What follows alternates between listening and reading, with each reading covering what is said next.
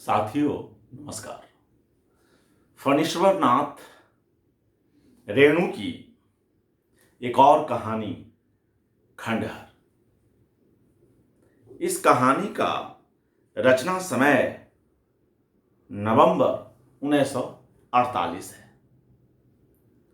आजादी के कुछ एक समय बाद लिखी गई इस कहानी में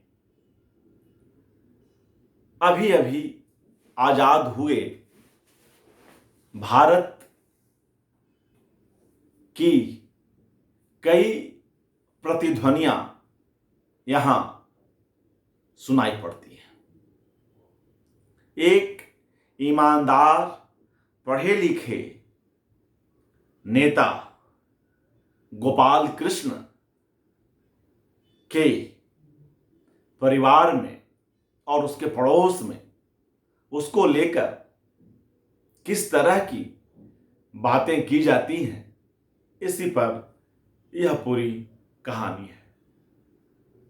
कहानी अपने अंत में कारुणिक है और एक ईमानदार देशभक्त की हैसियत उसके अपने परिवार में, उसके अपने समाज में किस तरह की हो जाती है, यह व्यंग्यार्थ हमें बहुत कुछ सोचने पर मजबूर करता है। भारत की आजादी को लेकर जिस तरह के ईमानदार संघर्ष हुए, आजादी के बाद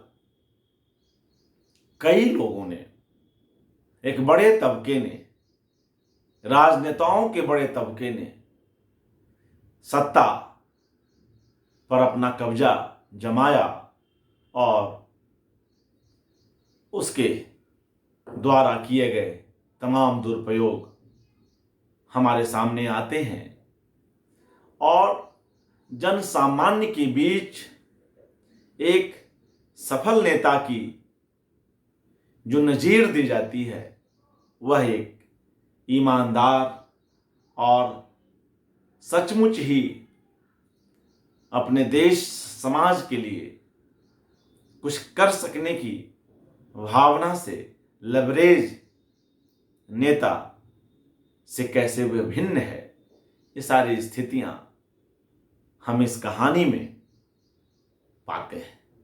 तो आइए फणीश्वरनाथ रेणु की यह कहानी खंडहर सुनते हैं। खंडहर, लड़ाई झगड़ा, घटना दुर्घटना, हादसा, इस तरह की कोई भी बात नहीं हुई। 3 महीने पर गोपाल कृष्ण गांव लौटा था। शाम को बाबूजी ने लंबे चौड़ी भूमिका बांधकर दिन दुनिया की नीच ऊंच दिखाकर बड़े प्यार से कहा, गोपाल बबुआ, परसों शिव चलित्तर बाबू से कचहरी में भेंट हुई थी। कुशल समाचार पूछने के बाद तुम्हारे बारे में भी बातें हुई। बोले कि गोपाल तो आजकल हम लोगों से भेंट भी नहीं करता है। जिला पब्लिसिटी ऑफिसर की जगह खाली है, लेकिन सवाल यह है कि आवारागर्दी छोड़े तब तो 250 रुपये माहवार भत्ता, फिर एक लाउड स्पीकर और एक जीप गाड़ी। बीच में ही गोपाल हंसकर उठ खड़ा हुआ था। बाबूजी की आंखें लाल हो गई थीं, दुख से, दर्द से, गुस्से से। एक धक्का सा लगा था। पुराने मकान की दीवार में अचानक दरारें पड़ गई थी।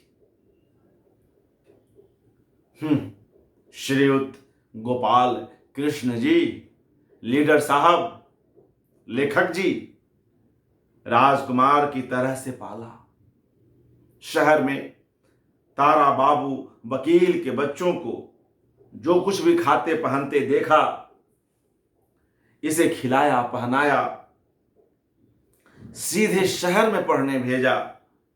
पढ़ाई का खर्च जब कभी भोला भाला सा मुंह बनाकर सामने आ खड़ा होता, पैसों की मांग करता, बस जमा खर्च लेना भूल जाता। ज्यों ज्यों वकालत पास करने की मंजिल करीब आती गई, मुट्ठी खोलकर रुपए देता रहा, मगर कानून पढ़ने के पहले ही सरकार बहादुर का कानून तोड़ बैठा, जेल गया। पैरवी करने गया तो वकीलों ने हंसकर कहा, अरे क्या कीजिएगा, पैरवी करके आपका बेटा तो लीडर हो गया, अब क्या चाहिए। जिस दिन जेल से रिहा हुआ, शहर के धूमधाम उसके गले में फूल माला और गोपाल बाबू की जय सुनकर मेरा भी मन बदल गया। सोचा चलो नहीं किया पास तो नहीं। गोपाल ने वकालत की डिग्री पास नहीं की, क्योंकि उसके पहले ही वह स्वतंत्रता संघर्ष में शामिल हो गया और जेल गया। यह दास्तान गोपाल के पिता की ओर से कही जा रही है। 42 के आंदोलन में घर छोड़कर बाल बच्चों के साथ रिश्तेदारों के यहां जब भटकना और अपमानित होना पड़ता था, सह लेता था। घर की चीजें कुर्क हुई, खलिहान लुटवा दिया गया, सब हुआ, मगर इसकी याद आते ही सब भूल जाता था। ताना देकर जब कोई कहता कि अच्छा सपूत निकला गोपाल, तो गांधी जी और जवाहरलाल की बात सुनाकर उसका मुंह बंद कर देता था। हमारा समाज कई स्तरों में, कई लेयर्स में जीता है। एक तरफ वह आदर्श की बातें करता है और मूल्यों की बातें करता है, दूसरी तरफ उसके अपने समाज, अपने घर में ऐसा कोई गोपाल पैदा हो तो वह कैसे उस पर तंज कसता है। यह कहानी हमारे समाज के इस दोमुहेपन को भी उद्घाटित करती है। आगे पढ़ते हैं। ताना देकर जब कोई कहता कि अच्छा सपूत निकला गोपाल, तो गांधी जी और जवाहरलाल की बात सुनाकर उसका मुंह बंद कर देता था। खैर, वह जमाना भी बीता, अच्छे दिन आए, कांग्रेस का राज हुआ, एमएलए नहीं हुआ तो कोई बात नहीं। अब ये साहब एमएलए भी नहीं बन पाए, एमएलए नहीं हुआ तो कोई बात नहीं, नौकरी नहीं की तो कोई हर्ज नहीं, मगर एमएलए और सरकारी अफसरों से हेल मेल रखने में इसकी कौन सी इज्जत खराब हो जाती। मुरली प्रसाद सब दिन से कांग्रेस के खिलाफ रहा, कांग्रेसियों को गाली देता रहा, 42 में पुलिस वालों के साथ घरों में आग लगवाता फिरा, लेकिन उसका बेटा आज कांग्रेस का प्रेसिडेंट है, अफसरों के साथ मोटर में घूमता है, मिल के मालिक, करोड़पति सब उसके आगे हाथ बांधे खड़े रहते हैं। और एक यह है, सुराज सुराज हल्ला करते थे, सुराज भी मिला, अब क्या लोगे, आसमान का चांद। पिता के अंदर की खींच देखिए, अब क्या लोगे आसमान का चांद। बाबू गोपाल कृष्ण सोशलिस्ट लीडर, लेखक, इसके पीछे घर बर्बाद हो गया।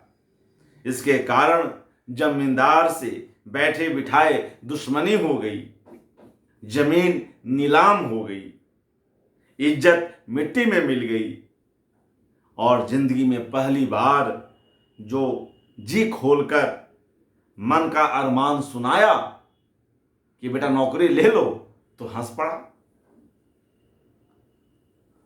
मां की उंगलियों के छल्ले सेठ जी के यहां बंधक पड़े हैं और पूंजीवाद नाश हो का नारा लगाते हैं। घर के लोगों को तो एक शाम खिला नहीं सकते, दुनिया के मजदूरों की चिंता से दुबले हुए जा रहे हैं। लेखक बने हैं, कहानियां लिखते हैं और अपने घर की कहानी पढ़ नहीं सकते। कमाना नहीं, सिर्फ खाना जानते हैं। पहले क तब ख, पहले कमाओ तब खाओ, सो नहीं। मित्रों, हम जानते हैं कि रेणु खुद भी सोशलिस्ट लीडर थे और इतने बड़े लेखक कहीं ना कहीं इस कहानी में वे आत्मव्यंग्य भी करते हैं और इसके सहारे करुणा को भी सिरजते हैं। समाज का दुमुहापन और अवसरवादिता की राजनीति जो आजादी के तुरंत बाद से शुरू हो गई थी, उसकी भी पोल खोलते हैं।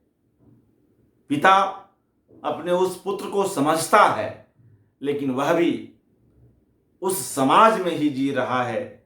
उसे भी न्यूनतम आवश्यकताओं की पूर्ति करनी है। वह अपने बेटे की चिंता करता है। वह उसके आदर्श विचारों और मूल्यों को तो समझता है, मगर इसके आगे व्यवहारिक स्तर पर भी वह कुछ सोचता है अपने पुत्र के लिए। कहानी को आगे बढ़ाते हैं। गोपाल की मां ने आकर खाने की बात पूछी तो मुंह नोचने को तैयार हो गए। बूढ़ी की समझ में बात आई नहीं। छोटे बेटे भोपाल ने सारी बातें सुनाई। सुनकर बूढ़ी का गला भी भर आया। चुपचाप आंगन में लौट आई। मन ही मन कुढ़ गई, भगवान जाने लड़के को क्या हो गया। मुझसे तो कभी बोलता भी नहीं है। महीनों के बाद घर आता है तो टिकने का नाम नहीं लेता। अरे माँ बाप अब कितने दिन हैं, अपना जो धर्म था सो निभाया। भले की बात नहीं कहेंगे, इसमें हंसने की कौन सी बात थी। जिसने पैदा किया उसी पर हंसते हो। हंसी, पढ़ लिखकर पंडित बने हो। तुम्हारे सामने माँ बाप क्या हैं? कुछ नहीं। और बाप ने गोपाल बबुआ छोड़कर रे गोपाल भी कभी कहा? भोपाल को तो कभी फूटी आंख से भी नहीं देखा बाप ने। भोपाल को सब लंठ कहते हैं, पढ़ा लिखा नहीं है। दिन भर अकेला खेतों में लगा रहता है, फिर भी झिड़की सुनता है। पर कभी तो बाप के मुंह पर जवाब नहीं दिया। वैसी ही है रानी जी। बाप के घर में तो महीने में 15 दिन एकादशी होती है और यहां रानी बनी बैठी रहती है। एक न एक बीमारी लगी रहती है। दोनों प्राणी में एक भी तो हाथ पैर हिलावे। रानी यहां गोपाल की पत्नी है। गोपाल की एक बेटी भी है जिसका जिक्र अभी कहानी में आगे आएगा। दोनों प्राणी में एक भी तो हाथ पैर हिलावे। भोपाल की बहू, भोपाल उनका छोटा भाई है गोपाल का, भोपाल की बहू कुछ बोली कि महाभारत मचा देती है। मैं कुछ नहीं बोलती, लेकिन भोपाल की बहू दिन भर रसोई घर में खटती है, उसे तो बोलने का हक है। बात बर्दाश्त नहीं करती तो लाट साहब के साथ ही क्यों नहीं रहती है? साथ रखे तो उन्हें भी आटे दाल का भाव मालूम हो। बाबूजी नहीं खाएंगे क्या? भोपाल की बहू ने आकर पूछा। नहीं, बंसी की मां से कहो ना गोपाल को परोस दे। बंसी गोपाल की बेटी है जिसका नाम बांसुरी है और प्यार से लोग उसे बंसी बोलते हैं। नहीं, बंसी की मां से कहो ना गोपाल को परोस दे। मां भारी गले से बोली। बंसी की मां ने सुना तो फट पड़ी। हाँ, वे क्यों नहीं खाएंगे? पेट पोसने के लिए ही तो घर आते हैं। एक पत्नी की खींच पति पर निकल रही है तो बड़े ही स्वाभाविक रूप से ये बयान, ये दृश्य, ये संवाद इस कहानी में दर्ज हो सके हैं। बंसी की मां ने सुना तो फट पड़ी। हाँ, वे क्यों नहीं खाएंगे? पेट पोसने के लिए ही तो घर आते हैं। कुत्तों को भी अक्ल होती है। वे खाना देने वालों की भौं से उनके मन की बात समझ लेते हैं। वे खाना देने वालों की भौं से उनके मन की बात समझ लेते हैं, मगर ये उससे भी। बात अधूरी छोड़कर गुस्से में पांव पटकती हुई वह पड़ोस की मौसी के आंगन की ओर चली। वह अंदर ही अंदर रो रही थी। इनके कारण अब इस घर में रहना मुश्किल है। ये तो कुछ समझते नहीं। झिड़कियां और ताने मुझे सहने पड़ते हैं, और मुझे ही कौन कलेजे से लगाए रहते हैं जो इनके लिए बातें सुनूं। मन का कोई भी शौक पूरा नहीं कर सके, मन का कोई भी शौक पूरा नहीं कर सकी। कभी अपने हाथ से एक फटी हुई चादर भी जो लाकर देते। रमिया का पति भी तो कांग्रेस में है, घर में गांठ के गांठ कपड़े पड़े हैं। आजकल रोज सुनार की दुकान लगी रहती है उसके यहां। और एक यह है मिट्टी के माधो, आग लगे जेवर और कपड़ों में घर में रहे तो समझूं कि सब कुछ है। एक दिन के लिए कभी आए भी तो मुंह से गिनकर बात करेंगे, मुझसे ऐसी बातें करेंगे मानो धोबिन को गंदे कपड़ों का हिसाब बता रहे हो। कलेजे पर पत्थर धरकर इतने दिनों तक सही, अब नहीं। कलेजे पर पत्थर धरकर इतने दिनों तक सही, अब नहीं। कहां से मरने के लिए एक अभागिन जो गोद में आई है, अपनी बेटी के लिए सोच रही है वो, कहां से मरने के लिए एक अभागिन जो गोद में आई है, सो इनके हाथ में हमेशा आग लगी रहती है। एक पैसे का बिस्कुट भी बेचारे को कभी लाकर नहीं देते। दूध दही आंखों के आगे ही बिला जाता है। बेचारी को एक चम्मच भी कभी मैसर नहीं होता। जिसको बाप ही नहीं देगा उसे दूसरे क्या ला कर देंगे। चंदू की मां की बातें याद आती हैं तो कलेजा फटने लगता है। कहती थी, अब तू तो राजरानी बनेगी। राजरानी सुराज आ गया है, अब सुराजी का राज है। अब काहे का फिक्र। सो पास पड़ोसिन साड़ी की चिट्ठियां देखकर ताना देती हैं। घर से निकलना भी मुश्किल है, मेरी मौत भी नहीं आती। एक सुराजी की पत्नी इस तरह सोच रही है। यह कहानी अपने ऐसे विवरणों से कारुणिक हो उठती है और एक सच्चे सुराजी की स्थिति आजादी के बाद अवसरवादिता की राजनीति में किस तरह की हो गई और वह अपने मूल्यों के साथ कैसे चुपचाप अलग कर दिया गया, खामोश कर दिया गया। गोपाल के रूप में, गोपाल कृष्ण के रूप में हम इसे इस कहानी में देखते हैं। कहानी को आगे बढ़ाते हैं। रसोई घर में भोपाल ने थाली पर बैठते हुए, गोपाल का छोटा भाई, रसोई घर में भोपाल ने थाली पर बैठते हुए बहू से पूछा, नेताजी का भोग लग गया? वो अपने बड़े भाई के लिए बोल रहा है, व्यंग कर रहा है। नेताजी का भोग लग गया? अपने व्यंग पर आप ही मुस्कुराया। बहू ने परोसते हुए कहा, अभी रानी जी फूल लाने गई हैं। एक घर के ओसारे पर भोपाल का बेटा केदार, पड़ोस के 2-3 बच्चे और बांसुरी आपस में बदकटौहल कर रहे थे। 4 साल की बांसुरी ने फटे हुए फ्रॉक पर बाप की ढीली ढाली बंडी पहन ली थी। केदार उसकी बेढब पोशाक पर हंसता। बांसुरी मुंह बनाकर कहती, मेरे बाबूजी आए हैं। पड़ोस का एक बदमाश लड़का बोल उठता, तुम्हारे बाबूजी का नाम गोपाल? गोपाल बजा बेगाल। तुम्हारे बाबूजी का नाम गोपाल? गोपाल बजा बेगाल। बांसुरी कहती, मैं बाबूजी के साथ मेला जाऊंगी। केदार कहता, मैं मामू जी के यहां जाऊंगा। मेरे मामू जी को मोटर गाड़ी है। मेरे मामू जी को मोटर गाड़ी है। तुम्हारे मामू को है? बांसुरी कुछ क्षण चुप रहकर जवाब देती, मुझे बाबूजी मोटर ला देंगे। सब बच्चे हंस पड़ते। रुपया कहाँ है जो लावेंगे मोटर गाड़ी? रुपया कहाँ है जो लावेंगे मोटर गाड़ी? बांसुरी हार कर चिल्लाती, बाबूजी बांसुरी हार कर चिल्लाती, बाबूजी। गोपाल दरवाजा बंद कर अपने कमरे में लिख रहा था। गोपाल एक लेखक भी है, वह आलेख भी लिखता है और अपने ही परिवार, पड़ोस, समाज और अपने ही निम्न मध्य वर्ग और मध्य वर्ग के बीच की उठती हसरतों और बढ़ती विसंगतियों पर भी कलम चलाता है। तो गोपाल दरवाजा बंद कर अपने कमरे में लिख रहा था। पूंजीवादी समाज ने मध्य वर्ग, विशेषतया निम्न मध्य वर्ग और सर्वहारा वर्ग के दैनिक जीवन में जैसी विकृतियां पैदा की हैं, उनका चित्रण तीव्र अनुभूति के माध्यम से हो।